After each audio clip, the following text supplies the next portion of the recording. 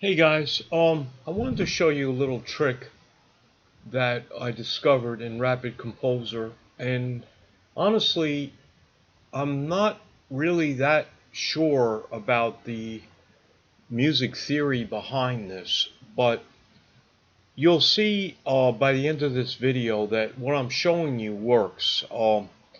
If you can figure out the music theory behind why this works, um, then that would be a fantastic contribution if you could put a note in the comments or something like that.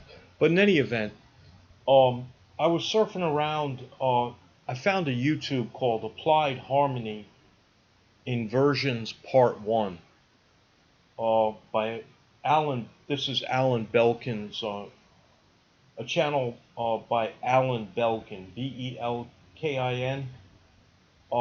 Hasn't really got a lot of views, this video, but I thought it was pretty interesting. He's extremely knowledgeable.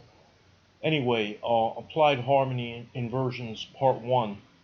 And in this, I don't know, it's just a 5-minute YouTube.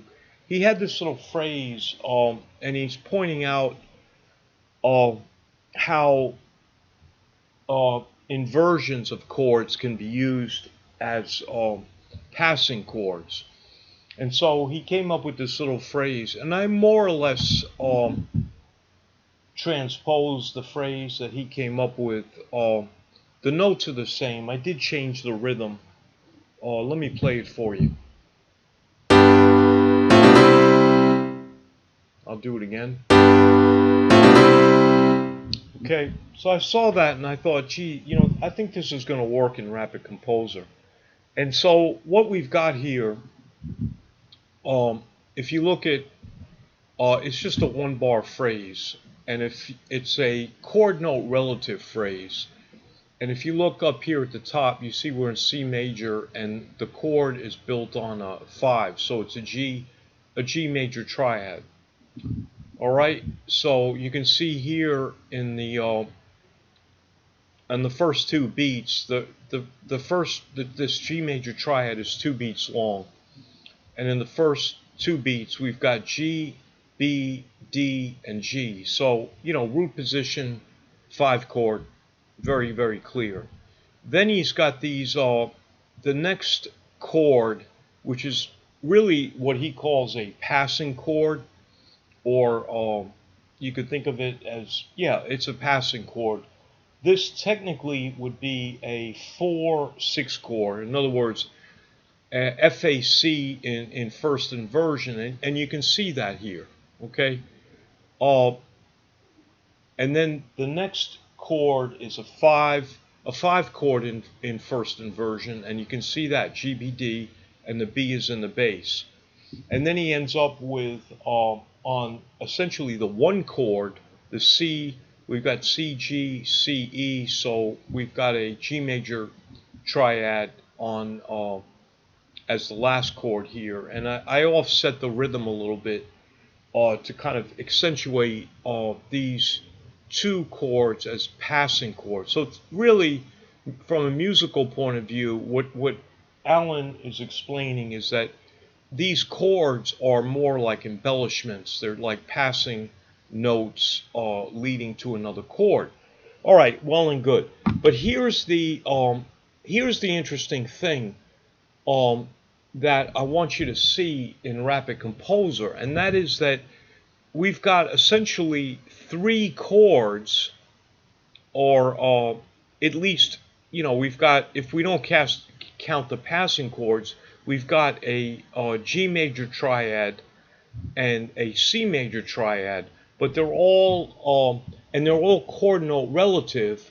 But as you can see, you can only have 1 harmony in one of these phrases. You can't split it up in the phrase. So as you can see, instead of the C, it says 2 + 1, and then we got the G, which is the 1, and I think you get the idea.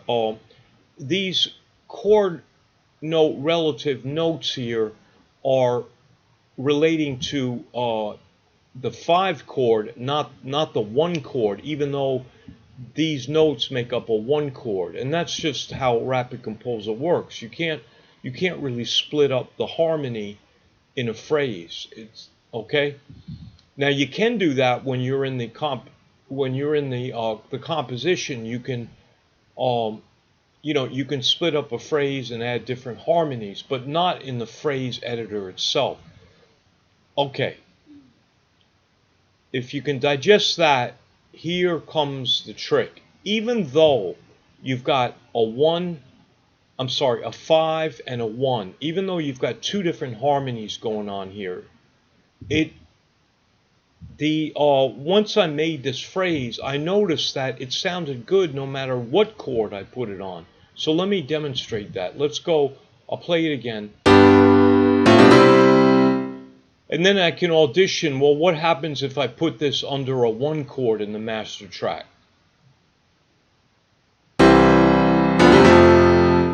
Okay, sounds good.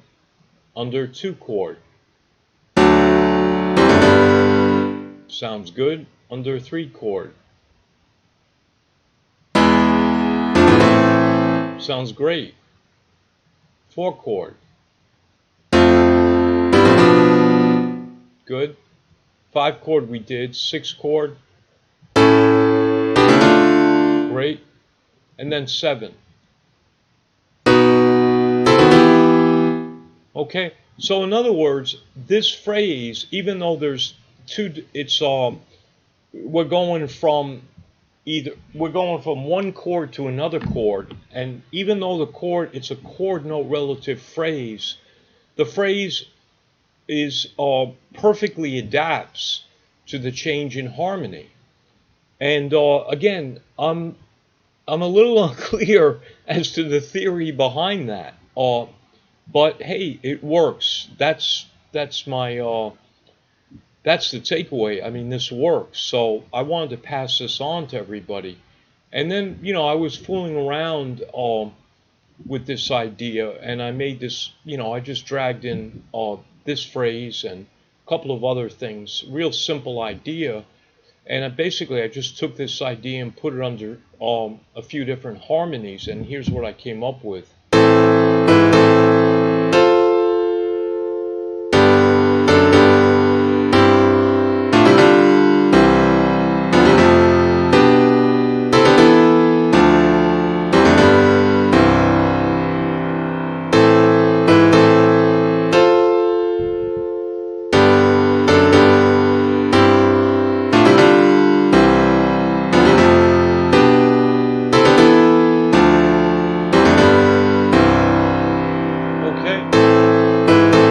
So as you can see, we've got some nice harmonic movement going on here, and I think these passing chords are terrific embellishment, and I want to start using these a lot more in my music. But as you can see up in the master track, we're not, in these phrases, even though the harmony is actually changing within the phrase, we're not making any adjustments in the master track, and that's really the takeaway. So again, play around with these phrases, and don't think that you can't incorporate more than 1 chord in one of these phrases, and then you think, well, it's not going to work, or I have to it's only going to work if I change the harmony in the master track, because it's obvious that that's not true. Okay, so I hope this leads to some nice musical exploration for you, and see you in the next video.